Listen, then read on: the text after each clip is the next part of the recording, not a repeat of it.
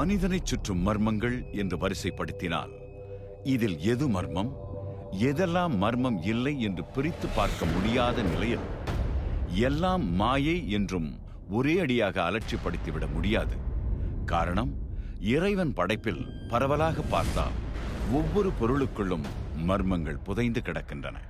அதற்கு மிகச்சிறந்த உதாரணம் உணவு ருசிக்க ஒவ்வொரு நாளும் சமையலுக்கு பயன்படுத்தும் உப்பு. ஆராய்ந்தால் இதுவும் ஒரு மர்மமான வியப்பூட்டும் விஷயம்தான். அதெப்படி ஒரே ஒரு உப்பு துகளுக்குள்ளே பில்லியன் கணக்கான குளோரின் மற்றும் சோடியம் இயங்குகின்றன. இதில் ஒவ்வொரு அணுக்குள்ளேயும் நியூக்ளியஸ், எலக்ட்ரான்ஸ் என்று தனித்தனி உலகம் வேறு. சமையலறை ஜாடிக்குள் சத்தமில்லாமல் முடங்கி கிடக்கும் இந்த உப்பு துகளுக்குள் குளோரின், சோடியம் என்ற அணுக்கள் கச்சிதமாக மாற்றி மாற்றி அடுக்கப்பட்டிருப்பதும் ஓர் ஆச்சரியம். அதில் குளோரின் முதலாம் உலகப் போரில் பயன்படுத்தப்பட்ட பயங்கர விஷம் பொருந்திய இரசாயனம். சோடியம் தண்ணீரில் போட்டால் எரிகிற கொடூரமான பயங்கரம். இந்த இரு வில்லன்களும் இரண்டர கலக்கும் போது சோடியம் குளோரைட் என்கிற உப்பு அவதரிப்பதுதான் ஓர் உச்சக்கட்ட ஆச்சரியம். இதன்படி பார்த்தால் நேற்றைய மர்மம் இன்றைய விஞ்ஞானம் ஆகலாம். இன்றைய விஞ்ஞானம் நாளைய அவதாரமாக கூட மாறலாம். இப்படி மனிதனை சூழ்ந்திருக்கும் மர்மங்களை நுணுக்கமாக விளக்கிட விஞ்ஞான வடிவில் ஆயிரம் முயற்சிகள் தொடர்ந்தாலும் அவற்றிற்கெல்லாம் சவால் விடுக்கும் வண்ணம் இன்று வரை புதிராகவே இருக்கிறது மர்ம உலகின் ஆசான் ஆவி. அனுபவித்தவர்களுக்கோ இது அதிர்ச்சி, அனுபவத்தை கேட்பவர்களுக்கோ இது ஆச்சரியம். இப்போது ஆரம்பமாகிறது மணியின் கதை.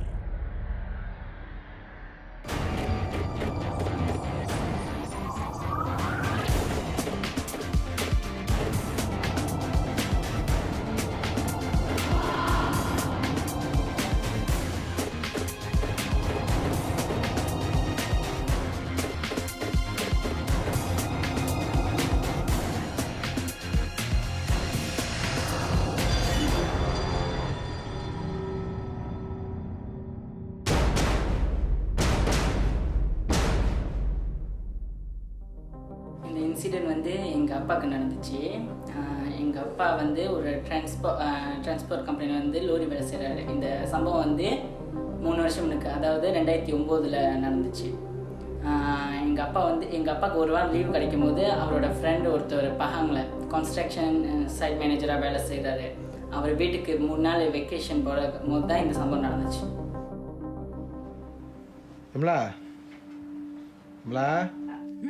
என்னங்க? நாளைக்கு என் ஃப்ரெண்டு பாலு வீட்டுக்கு போயிட்டு வரலான்னு இருக்கிறேன். ஏங்க திடீர்னு வேலை இல்லையா? இல்லை, லோயிலா சர்வீஸ் கிளப்பிட்டேன்ல, ஸோ அதனால் 2 நாள் ஃப்ரீயாக இருக்குது. அவள் வேற அடிக்கடி ஃபோன் பண்ணி கூப்பிட்டுட்டே இருக்கான், வா வான்னு. அதான் சரி போயிட்டு அப்படியே அவனை பார்த்துட்டு ரெஸ்ட் பண்ணிட்டு வரலான்னு இருக்கிறேன். ஆமாப்பா, நீங்களும் வேலைன்னு எங்கேயுமே போயிட்டு வாங்கப்பா. ஆமாங்க, நீங்களும் ரெஸ்ட் பண்ண மாதிரி இருக்கும்ல. சரி, நான் நாளைக்கு போயிட்டு ஒரு ஞாயிற்றுக்கிழமை போகிறேன். ஒரு 2 நாளைக்கு துணி எடுத்து வச்சிரு. சரிங்க, நான் போய் எடுத்து வைக்கிறேன். ஐஷா, இதான் சாமின்னு வெளியே சுற்றி ஆட்ட போட்டு இருக்காத, சரியா? அம்மாவுக்கு உதவி பண்ணிக்கிட்டு சமத்தா வீட்டில் இருக்கணும், புரியுதா? எனக்கு தெரியாதாப்பா. நீங்க சும்மா இருங்க, அவ சமத்தா என் கூட நல்ல பிள்ளையா இருப்பா. உங்களுக்கு எத்தனை டிஷர்ட் எடுத்து வைக்கணும்? நீண்ட நாட்களுக்கு பிறகு பஹாங் மாநிலத்தில் ஒரு கட்டுமான நிறுவனத்தில் மேலாளராக பணிபுரியும் தன் நண்பன் பாலுவை சந்திப்பதற்காக மகிழ்ச்சியுடனும் ஆவலுடனும் பயணமானார் மணி. ஆனால் திரும்பும்போது இந்த மகிழ்ச்சியும் அவரோடு திரும்புமா? எங்கள் அப்பாவுக்கு எங்கள் அம்மா தான் பேக்கில் துணிமணியெல்லாம் எடுத்து பேக் பண்ணி கொடுத்தாங்க. ஸோ போகும்போது எங்கள் அப்பா சொல்லிட்டு போனார், 3 நாள் ஃப்ரைடேலேருந்து சண்டே வரைக்கும் அவரோட ஃப்ரெண்ட் வீட்டில் இருக்கிறதாவும். அப்போ சொன்னோட நாங்கள் எல்லாம் சொன்னோம், பத்திரமா போயிட்டு வாங்க, டேக் கேர்னு சொல்லிட்டு அனுப்பி வச்சோம். ஸோ அங்கே ஒரு 4 மணி போல் போய் சேர்ந்துருப்பார். அந்த வீட்டில் வந்து அவரோட ஃப்ரெண்டும் அவர் கூட வேலை செய்கிற 2 பேரும் அந்த வீட்டில் தங்கியிருந்தாங்க. அந்த வீட்டில் வந்து டபுள் ஸ்டோரி வீடு, மொத்தம் 3 ரூமு. ஹலோ ஹலோ, ஏங்க அப்பா, வாங்க. நீ நல்லா இருக்கியா? வீட்டில் நம்மளாம் எப்படி இருக்காங்க? எல்லாம் நல்லா இருக்காங்க. நீ எப்படி இருக்க? அப்புறம் வேலை எப்படி போயிட்டு இருக்கு? வேலைக்கு என்னப்பா, வேலையெல்லாம் நல்லா தான் போய்கிட்டு இருக்கு. பேசிக்கிட்டே மறந்துட்டேன் பாரு. இது என்னோட ஃப்ரெண்ட்ஸு, இது அருள், மணி. இவங்க தயா என்னோட தான் வேலை பார்க்குறாங்க. எல்லாம் இங்கே ஒன்றா தான் தங்கியிருக்கோம். ஓ அப்படியா? எங்கள் அப்பாவோட ஃப்ரெண்ட் கூட தங்கிட்டு அந்த 2 பேரும் வந்து எங்கள் அப்பாவோட ஃப்ரெண்ட் கன்ஸ்ட்ரக்ஷன் சைடில் வந்து கட்டிட தொழிலாளியாக வேலை செய்கிறாங்க. 2 பேரும் தமிழவங்க, 30லேருந்து 40 வயசுக்குள்ளே உள்ளவங்க. 2 பேரும் எங்கள் அப்பாவோட ஃப்ரெண்டோட 5 வருஷமாக அந்த வீட்டில் இருக்காங்க. மணி நீ வர சொன்னதான் போதும். பாலுக்கு கையும் ஓடல காலும் இல்லை, ஒரே சந்தோஷம் ஐயாவுக்கு. இருக்காதா பண்ண? நாங்கள் 2 பேருமே சின்ன வயசுல ஃப்ரெண்டு. பாலு சொல்லியிருக்காங்க உங்களுக்கு ஸ்பெஷலாக மீன் கறி வச்சு மீன் பொரிச்சிருக்காங்க. மற்ற நாள் நாங்களே சமைக்கணும். அதுக்கு என்ன, இன்னைக்கு கடை சாப்பிட்டா போச்சு. கடை சாப்பாடா? வீட்டு சாப்பாடு போல் வருமா? உண்மைதான். சரி குளிச்சுட்டு வா, போய் சாப்பிடுவோம். மணியும் நண்பனின் அன்பில் பரவசமடைந்து குளிக்கச் சென்றார். ஆனால் அதற்கு முன்பே பாலு மணியிடம் அந்த வீட்டில் 3 அறைகள் இருப்பதாகவும் அதில் கடைசி அறை மட்டும் பூட்டப்பட்டு இருப்பதாகவும் அதை யாரும் பயன்படுத்தவில்லை எனவும் கூறியிருந்தார். மணியும் அப்போது அதை ஒன்றும் பெரிதாக நினைக்கவில்லை. அதற்கான அவசியமும் அதுவரை ஏற்படவில்லை. அப்படி என்றால் அதன் பிறகு அவசியம் ஏற்படுமா? இந்த ராத்திரி வந்து எங்கள் அப்பாவோட ஃப்ரெண்ட் வந்து எல்லாத்துக்கும் சமைக்கணுன்னே மீன் கறியும் மீனும் பொரிச்சு வச்சாங்க எல்லாத்துக்கும். ஸோ எல்லாம் சேர்ந்து 8 மணிக்கு சாப்பிட்டுக்கிட்டு இருந்தாங்க. அப்புறம் மணி உங்கள் நண்பரோட சமையல் எப்படி? சூப்பராக இருக்கு. பாலு உண்மையை நீதான் சமைச்சியா? இங்கே நான் சமைக்காம என்னோட இங்கே வேற யார் இருக்கா இவ்வளோ நல்லா சமைக்க? ஏதோ இன்னைக்கு மட்டும்தான் கொஞ்சம் நல்லா இருக்கு, இல்லாட்டி எல்லாம் இன்னும் நல்லாவே இருக்குது. என்ன பண்ணுறது, எல்லாம் எங்கள் தலையெழுத்து, வேறு வழி இல்லாமல் சாப்பிட்டுட்டு இருக்கோம். ஓ அப்படியா? இதுக்கு மேலே நீங்களே சமைங்க. ஏதோ பாவன்னு வேலை விட்டு வந்து தெரிஞ்சதை சமைச்சு வச்சா எனக்கு இதுவும் வேணும் என்னமும் வேணும். ஐயோ பாலு, சும்மா தான் சொன்னேன். உங்கள் சமையல் எப்பவுமே தூள் தான். அதான் உங்கள் சமையல் யாராச்சும் குறை சொல்ல முடியுமா? நல்லாவே சமாளிக்கிறீங்க. நீங்கள் தெரியுவீங்க. சரி மணி, நாளைக்கு நாங்கள்லாம் காலையில் வேலைக்கு போயிடுவோம். நீ வீட்டில் இருந்து நல்லா ரெஸ்ட் எடு, சரியா? ஜஸ்ட் எடுக்க தான் வந்துருக்கிறேன். நீ கவலை விடு, நான் பார்த்துக்கிறேன். எல்லாம் சாப்பிட்டுக்கிட்டு பேசிக்கிட்டு அவங்களோட வேலை பற்றி எங்கள் அப்பா வேலை பற்றி கேட்டு பேசிக்கிட்டு அப்போ பேசியது இப்போ மணி 11 கூட ஆயிடுச்சு. ஸோ அப்பா இன்னும் சாப்பிடாதனால எல்லாம் ஒரு ஆளாக தூங்க போகும்போது எங்கள் அப்பா கடைசியாக சாப்பிட்டு மங்கு ஜாமா கழுவி வச்சுட்டு இது மேஜில் உள்ள மிச்ச சாப்பாடுங்க 2 மீன் இருந்துச்சு டேபிளில். ஸோ அதை வந்து டேபிள் அழகாக தூடும் சாஜி கீழே வச்சுட்டு அவரும் ரூமுக்குள்ளே போய் படுக்க போயிட்டார் ஃப்ரெண்ட் கூட. சாப்பிட்டு முடித்த பிறகு அனைவரும் சிறிது நேரம் பேசிவிட்டு உறங்கச் சென்றனர். ஆனால் மணி மட்டும் சாப்பிட்ட பாத்திரங்களை எல்லாம் கழுவி சுத்தம் செய்துவிட்டு எஞ்சி இருந்த 2 துண்டு மீன்களையும் மேஜையின் மீது மூடி வைத்த பிறகே அவருக்காக ஒதுக்கப்பட்ட அறைக்கு உறங்கச் சென்றார். ஆனால் அங்கே அவரால் நிம்மதியாக உறங்க முடிந்ததா? அந்த வீட்டின் கடைசி அறையில் பதுங்கி இருக்கும் மர்மம் மட்டும் அவருக்காகவே காத்திருந்தது. அந்த ராத்திரி அப்பா தூங்கிட்டு இருக்கும்போது நடுராத்திரியில் திடீர்னு அவருக்கு ஒரு சவுண்டு கேட்டு ஏஞ்சிட்டாரு. அந்த சவுண்ட் வந்து நல்லா கேட்டபோது அந்த சவுண்ட் வந்து அந்த வீட்டில் தொங்க ரூம் கடைசி ரூமு 3வது ரூம் கடைசி ரூம்லேருந்து வர மாதிரி அவருக்கு கேட்டுச்சு. நேரம் நள்ளிரவு.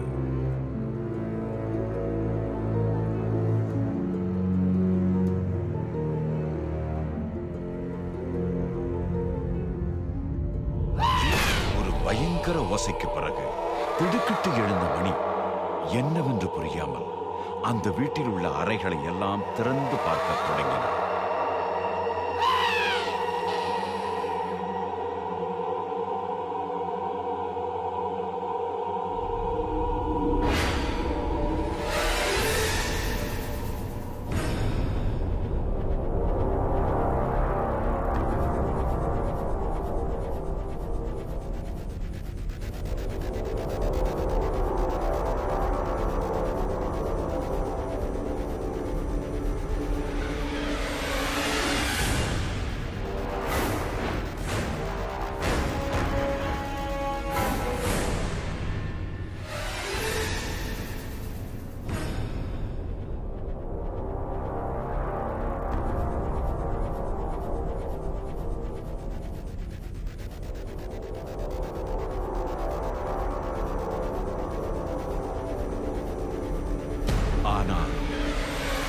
கடைசி அறை மட்டும் பூட்டப்பட்ட நிலையில் இருந்ததால் கதவுக்கு வெளியே நின்று ஏதோ யோசிக்கையில் மீண்டும் அப்படி ஒரு ஒலியை அவர் சிறிதும் எதிர்பார்க்கிறார்.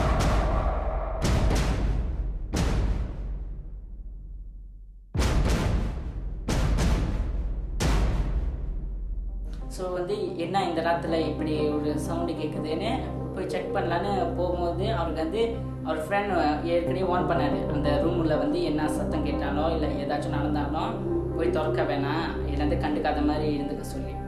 அப்போ வந்து அப்பா அதை நினச்சிக்கிட்டு சரி இந்த சவுண்ட் வந்து என்ன சவுண்டுன்னு அப்படியே கேட்கலான்னு பார்க்கும்போது என்னது ஒரு பேபியை குளிப்பாட்டுற சத்தம் மாதிரி, ஒரு பேபி அழுகுற மாதிரியும் தண்ணி ஊற்றுற சத்தம் மாதிரியும் கேட்டிருக்கு எங்கள் அப்பா.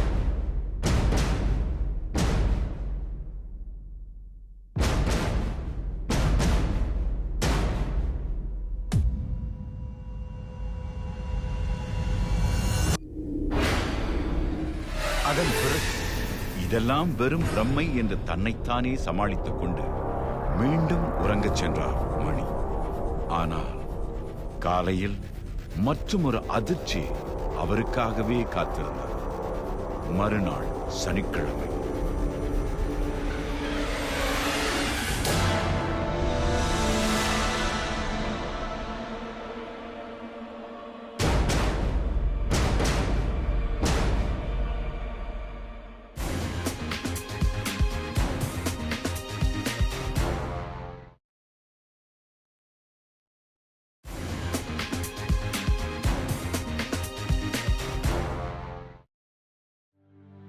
என் ஃப்ரெண்டு பாலு வீட்டுக்கு போயிட்டு வரலான்னு இருக்கிறேன். நீங்களும் வேலைன்னு எங்கேயுமே போல. ஹலோ எங்க அப்பா வாமணி. அப்புறம் மணி, உன் நண்பரோட சமையல் எப்படி?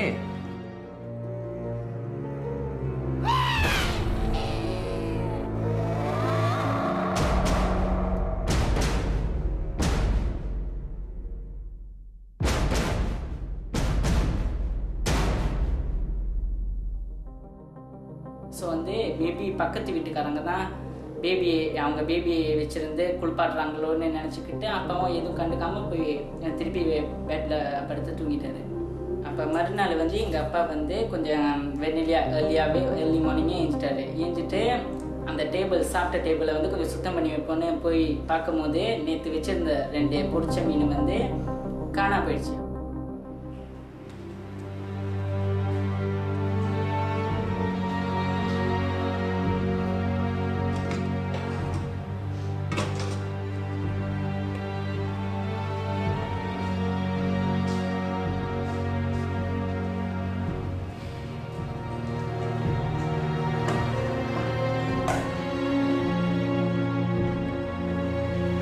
பாப்பா ஏன் பாலு நேற்று பொரிச்சிருந்துச்சு அந்த மீன், அது காணும் பாத்தியா? நான் தூங்கின பிறகு சாப்பிட்டீங்களா? இல்லையா, நாங்கள் அப்பயே போய் தூங்கிட்டோமே. இல்லைப்பா, பாரு மீனை காணும் பாரு. ராத்திரி சாப்பிட்டு முடிச்சிருப்போம். விட்டுப்பா, இதெல்லாம் ஒரு பிரச்சனையா? இல்லைப்பா, நீங்கள் தூங்கின பிறகு நான் தான் எல்லாம் பத்திரம் மூடி வச்சிருந்தேன், அதான் கேட்குறேன். மீனை காணுமா? அப்படின்னா போலீஸ் எழுதி பார்க்கணும். நீ வேற விளையாடாத மணி, நீ அதெல்லாம் ஒன்று போட்டு குழப்பிக்காத. எதாக இருந்தாலும் அப்புறம் வந்து பேசுவோம். வந்து நாங்கள் வேலைக்கு போட்டு வந்துடுறோம், சரியா? பத்திரம். ஸோ வந்து அதை கேட்டோன்னா எங்கள் அப்பாவுக்கு என்னதான் ஆச்சரியமாயிடுச்சு, யாரும் சாப்பிடாம எப்படி அந்த 2 மீன் காண போயிடுச்சுன்னு. ஸோ அந்த குழப்பத்திலே இருக்கும் போது எல்லாம் வேலைக்கு கிளம்பியிருந்தாங்க. அவரோட ஃப்ரெண்ட்லாம் வேலைக்கு கிளம்பி இருக்கும் போது கிளம்பி வீட்டு க்ரீலை திறக்கும் போது க்ரீலை திறக்க முடியல. ஸோ யாரோ லாக்டவுன் பண்ணியிருக்காங்கன்னு சாவி போட்டு ட்ரை பண்ணியிருக்காங்க திறக்க. ஆனால் வந்து கடைசி வரைக்கும் அந்த க்ரீலை திறக்க முடியல. திருப்பி பார்த்து திறக்க முடியல. எங்கள் அப்பாவுக்கு இன்னும் ஆச்சரியமாயிடுச்சு, எப்படி சாவி போட்டோம் என்ன க்ரீல் திறக்கலையேன்னு. எவ்வளவு முயற்சி செய்தும் அந்த இரும்பு கேட்டின் சாவியால் கூட பூட்டை திறக்க முடியாமல் போனது மணிக்கு ஒரு உறுத்தலாகவே இருந்தது. பிறகு அனைவரும் வேலைக்கு புறப்பட்டு செல்ல மணி மட்டும் மணியாகவில்லையே என்று நேரத்தை கடத்தி கொண்டிருந்தார். அன்று மாலை வந்து கடைசியாக எங்கள் அப்பாவோட ஃப்ரெண்ட் வந்து ஒரு வெல்டிங் செய்கிறவங்களை கூப்பிட்டு அந்த க்ரீலை வெல்டிங் பண்ணி தான் திறந்தாங்க. அப்போ அந்த சாட்டர்டே ஈவினிங் வந்து எங்கள் அப்பா கொஞ்ச நேரம் வெளியே உட்காந்துருந்தாரு. வெளியே உட்காந்துருக்கும் போது வெளியே பில்டிங்கெல்லாம் விளாண்டுட்டு இருந்தாங்க.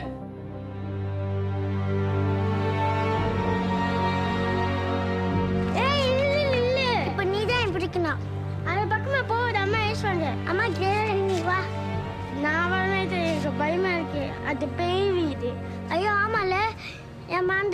ஓடிலாம்.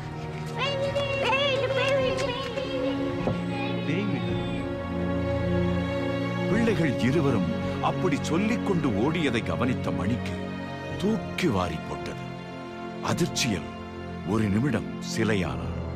அப்படியென்றால் பேய் வீட்டிலா தங்கி இருக்கிறோம் என்ற எண்ணம் நொடியில் தோன்றி மறைந்தது. குழப்பத்தில் குலைந்து போனார் மணி.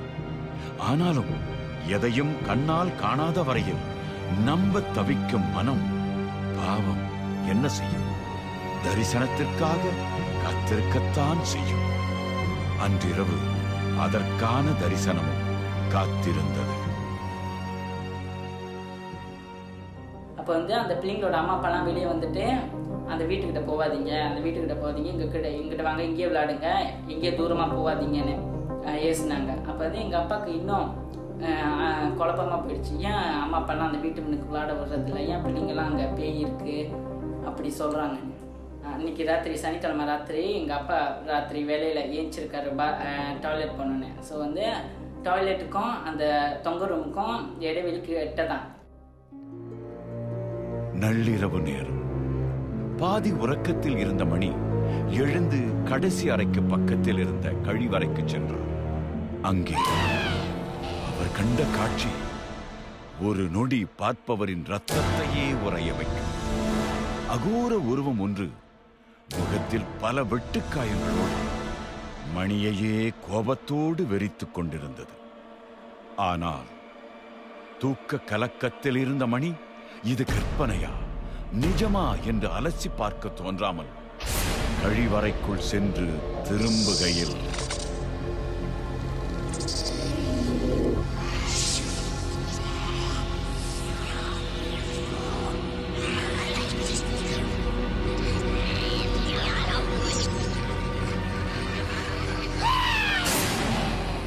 மீண்டும் அதே உருவம் உஷ்ண பார்வையோடு வெளியே காத்திருந்தது. அதை சிறிதும் பொருட்படுத்தாத மணி குழப்பத்திலேயே அறையை நோக்கி சென்றார். கோபம் கொப்பளித்த நிலையில் உக்கிர பார்வையோடு நின்றிருந்த அந்த உருவம் அதுவரை தன் லீலையை தொடங்காததுதான் ஆச்சரியம். இரவு மணி 2. டாய்லெட்டுக்கு போய் கதவு திறக்கும் போது அந்த தொங்குரும்பு வாசல் கதவு கிட்ட வந்து ஒரு லேடி ஒரு ஸ்கர்ட் போட்டு சட்டை போட்டு மூஞ்சிலெல்லாம் ஒரு மாதிரி அடித்த காயத்தோட ஆள் வச்சு என்னது கட்டையிலலாம் அடித்தா அந்த காயம் எப்படி இருக்குமோ அந்த மாதிரி எங்கள் அப்பாவே உத்து பார்த்துக்கிட்டு இருந்தாங்க. ஸோ அப்பா வந்து தூக்க கலக்கத்தில் தான் அந்த மாதிரி இமேஜ்லாம் தெரியுதுன்னு பாத்ரூம் போயிட்டு வெளியே வரும்போதும் அதே லேடி அதே இடத்துல நின்றுக்கிட்டே இருந்தாங்க. ஸோ அப்பாவுக்கு வந்து கொஞ்சம் பயம் எடுத்துக்கிச்சு. என்னடா இந்த லேடி அங்கேயே தான் நிற்கிறாங்கல்ல, இது வந்து உண்மையா இல்லை வந்து தூக்கத்தினால மனப்பிரமையான்னு. ஸோ அப்பா மனசை தைரியப்படுத்திக்கிட்டு திருப்பி பெட்ரூமில் போய் படுத்துட்டாரு. அந்த ராத்திரி ஒரு 2 மணி போல் வந்து அப்பா அசந்து நல்லா தூங்கிட்டு இருந்தார். அப்போ வந்து அப்பா திடீர்னு அப்பா காலுக்கிட்ட யாரோ காலை பிடிச்சி இது பண்ணுற மாதிரி அவருக்கு ஒரு ஃபீலிங். ஸோ வந்து என்ன காலுக்கிட்ட இருக்குன்னு கண்ணை திறந்து பார்க்கும்போது ஒரு பேபி அவர் காலுக்கிட்ட உட்காந்து விளாண்டுக்கிட்டு இருந்திருக்காங்க. குழந்தையொன்று மணியின் காலருகே விளையாடி கொண்டிருக்க லேசான கலக்கத்தில் அதை முற்றிலும் உணர்ந்தும் உணராமல் புரண்டு படுத்த மணி அங்கே பார்த்தது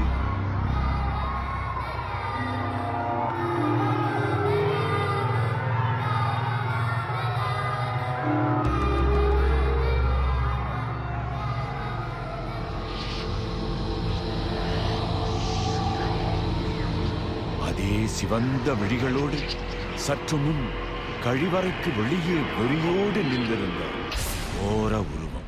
அந்த பேபி கிட்ட வந்து ஒரு லேடி அந்த கதவு கிட்ட அந்த ரூம் கதவு கிட்ட நின்று எங்கள் அப்பாவே பார்த்துக்கிட்டு இருந்தாங்க. அந்த லேடி வந்து டாய்லெட் கிட்ட எங்கள் அப்பா பார்த்த அதே லேடி. அந்த லேடியை பார்த்தோன்னா எங்கள் அப்பாவுக்கு வந்து ஆச்சரியமாக போயிடுச்சு. அதே நேரத்தில் பயம் வந்துருச்சு. என்னடா டாய்லெட் கிட்ட பார்த்த லேடி திருப்பி இங்கே வந்து நிற்கிறாங்கன்னு. ஸோ வந்து இந்த பேபி யாரு இந்த லேடி யாருன்னு யோசிச்சுக்கிட்டு இருக்கும்போது திடீர்னு அந்த லேடி வந்து எங்கள் அப்பா பார்த்து கோபமாக வந்து வெளியே கை காட்டினாங்க. இது கனவா நிஜமா என்று தன்னை சுதாகரிப்பதற்குள் அந்த பயங்கர உருவம் வெளியே போ என்று எச்சரிக்கும் சைகையோடு ஆவேசமாய் மணியை நெருங்கிவிட்டது.